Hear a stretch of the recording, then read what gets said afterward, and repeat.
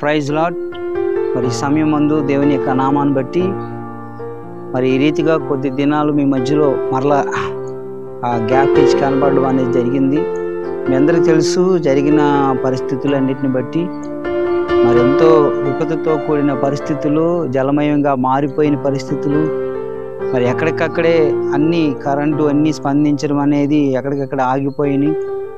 మరి ఈ రీతిగా జరిగిన సంగతిని బట్టి ప్రతి ఒక్కరు కూడా హృదయ స్పందనగా సహాయం చేయడానికి దేవుడు ఎంతో కృప చూపిస్తూ తిరిగి మరలా ప్రారంభించుకోవడానికి దేవుని యొక్క మందిరాన్ని, అక్కడున్న ప్రజలు మరి విశ్వాసులు వారి పరిస్థితులు మీ అందరికీ తెలుసు.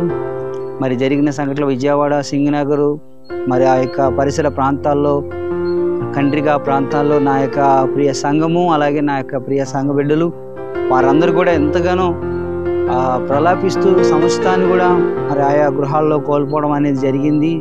దేవుని యొక్క సన్నిధిలో మరలా దేవుడు ఆయన వాటన్నిటిని కూడా బాగు చేసుకోవడానికి, తిరిగి ఇవ్వడానికి కూడా మరి ఎంతగానో ప్రార్థిస్తూ ఉన్నాను. మరి దేవుని యొక్క వాగ్దానంలో నుంచి దేవుడు ఎంతో మనతో ప్రతినిత్యము మాట్లాడుతూ ఉండేవాడు. అలాగే మరి నేను ఎంతగానో హృదయంలో చిందిస్తూ మరి కొద్ది దినములు మీతో నేను కలవలేక మరి ఆ యొక్క బజ్జీ పనుల్లో ఉండడం వల్ల మరి ఈ రీతిగా మరొకసారి దేవుని యొక్క వాక్యాన్ని మరలా మరి ప్రారంభించుకోవడానికి దేవుడు ఎంతో కృప చూపించాడు. అందునిమిత్తం దేవునికి ఎంతగానో స్తోత్రములు. ప్రియులారా, మరి దేవుడు ఆయన ఆపత్కాలం ముందు తన యొక్క పర్ణశాలలో దేవుడు మనల్ని దాచేవాడుగా ఉన్నాడు. తన రెక్కల నీడలో దేవుడు భద్రపరిచేవాడుగా ఉన్నాడు. మరి ఈ దినమందు అక్కడ జరిగిన సంఘటనలు మునుపు మీ అందరికీ కూడా జ్ఞాపకం చేస్తూ అక్కడున్న బిడ్డలందరూ కేవలం ఒక ఆదివారము ఆరాధన అవగానే వెంటనే వారి వారి యొక్క పనిముట్లు కానీ, వస్తువులు కానీ ఏది కూడా తీసుకోకుండా మరి వారి గుడారం పైకి, ఒకవేళ వాళ్ళ బిల్డింగ్ పైకి మళ్ళీ వెళ్ళిపోవడం అనేది జరిగింది. మరి ఒక ఫ్లోర్ ఉన్న వాళ్ళు చాలామంది మునిగిపోయి ఉన్నాయి. మరి రెండో ఫ్లోర్లోకి ఎవరికైతే ఉందో వారి దగ్గరికి వెళ్ళటం జరిగింది.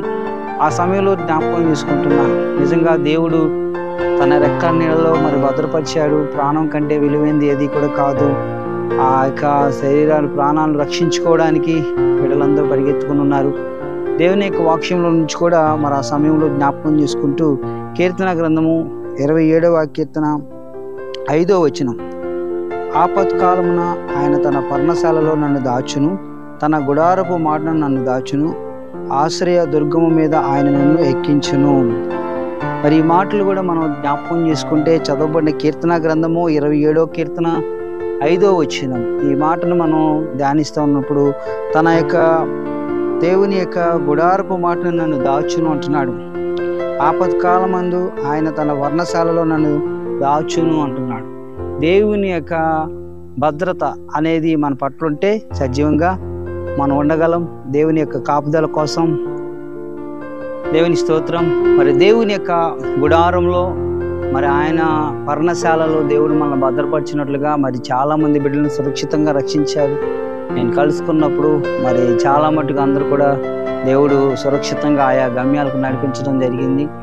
మరి దేవుని యొక్క ఆపద కాలంలో దేవుని యొక్క సన్నిధిలో తప్ప మరి ఒక జవాబు అనేది దయచేయబడదు.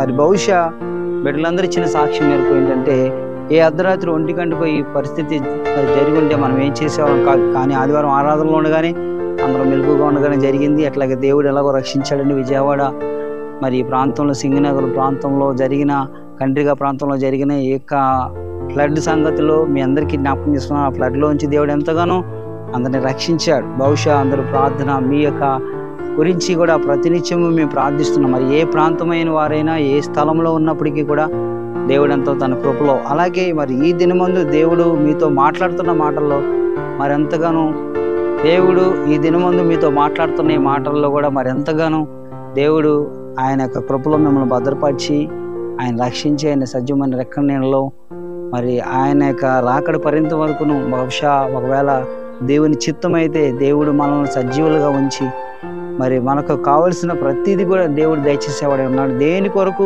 మీరు చింతించకుండా మీ చింత యావత్తును దేవుని మీదకి వేయాలని దేవునికి వాక్యం సెలవిస్తూ ఉంది.